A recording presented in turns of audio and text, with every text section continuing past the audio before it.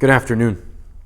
When people think about their relationships with that special someone, maybe it's a spouse, maybe it's their parents or grandparents, it might be with a boyfriend or a girlfriend.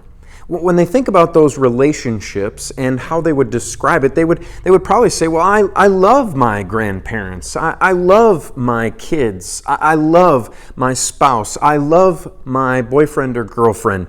They would describe it in very simple terms. I love that person. And they don't have to be told that they have to love that person. They don't have to be commanded that they love that person. They don't feel any kind of urging or pressure. That's the kind of relationship that you want, one in which you're free to love that person. And then what does that mean? Well, it means showing that love too. It's not just saying that you love the other person, but it's actually demonstrating that you love the other person.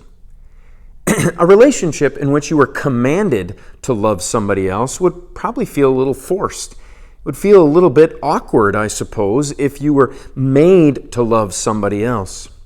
That's what Jesus says in John chapter 13, and it sounds maybe a little off at first. He says this, John chapter 13, verse 34. A new commandment I give you, love one another. Just as I have loved you, so also you are to love one another.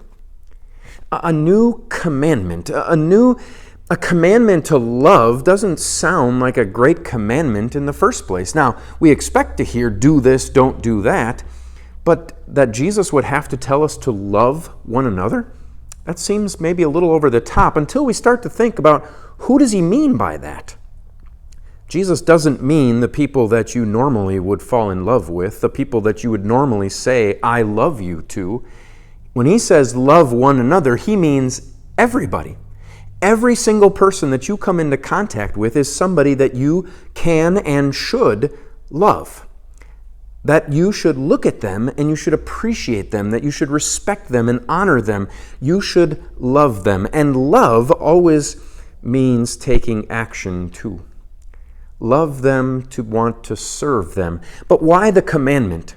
And where do we get the ability to do that? Well, Jesus gave that to us as well.